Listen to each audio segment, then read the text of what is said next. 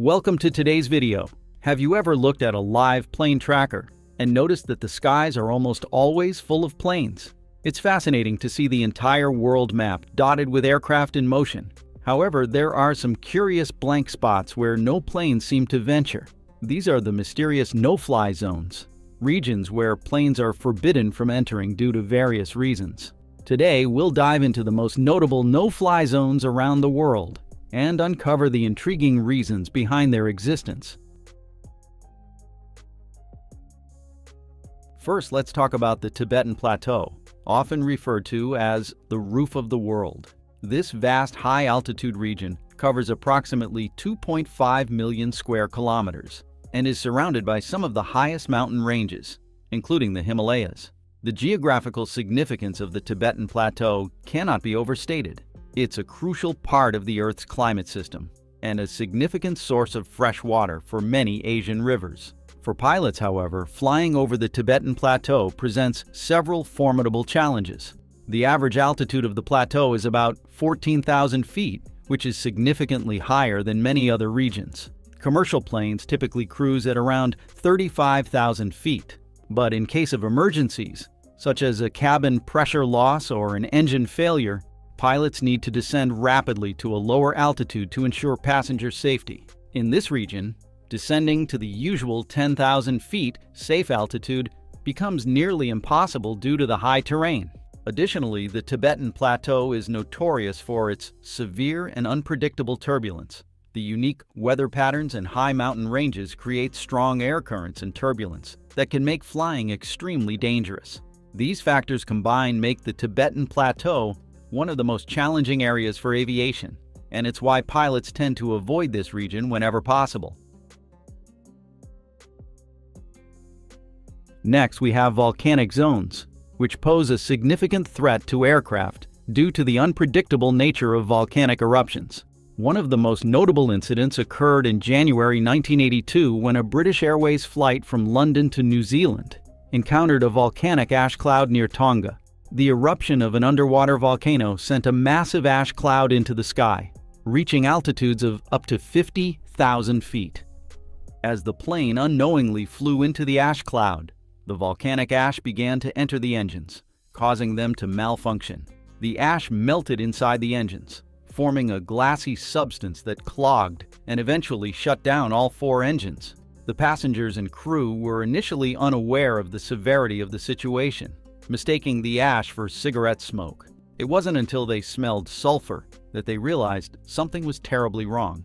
Miraculously, the pilots managed to restart 3 of the 4 engines after the plane had descended from 37,000 feet to 12,000 feet, narrowly avoiding disaster.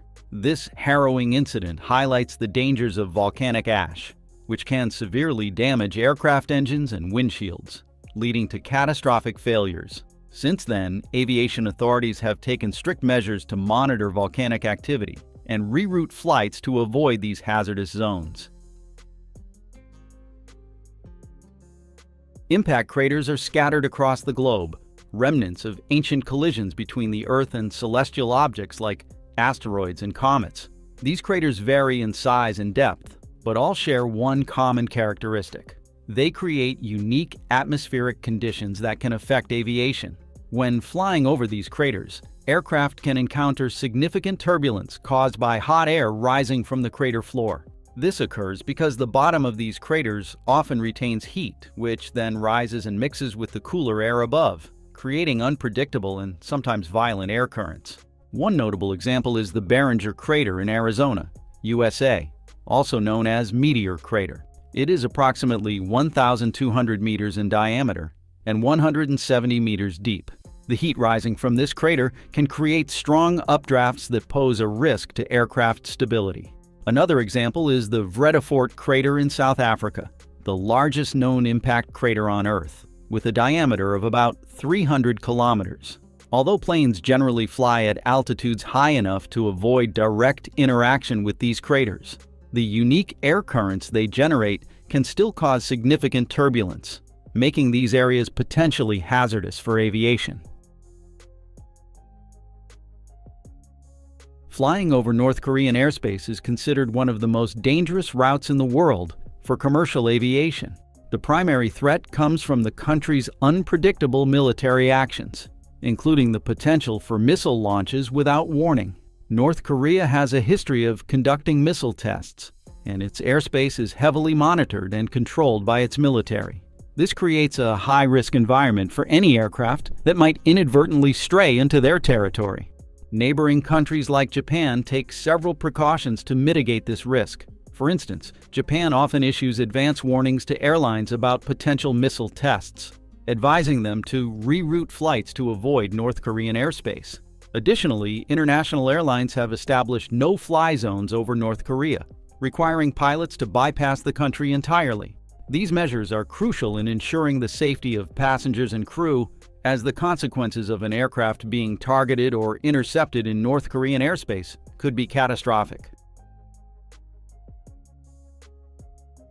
Mecca, the holiest city in Islam, is located in Saudi Arabia and is a significant pilgrimage destination for millions of Muslims worldwide.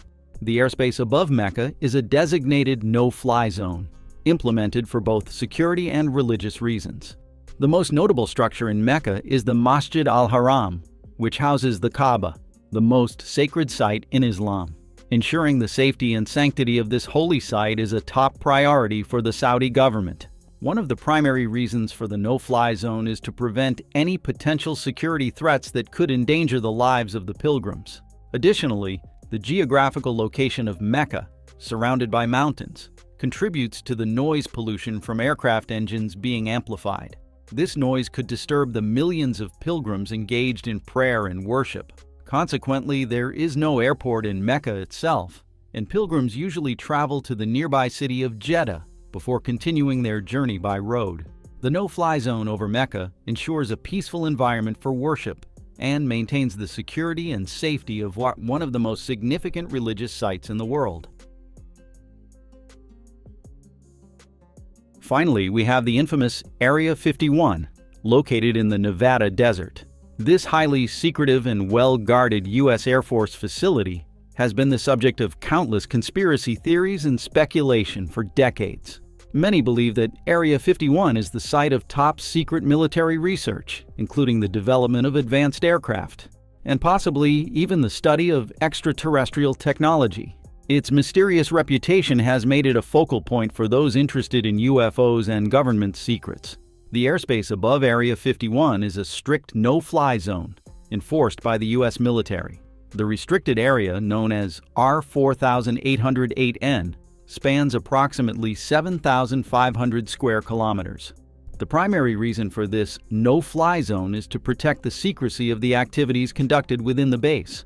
Unauthorized aircraft that enter this airspace risk immediate interception by military jets, which are authorized to take necessary measures to prevent any security breach.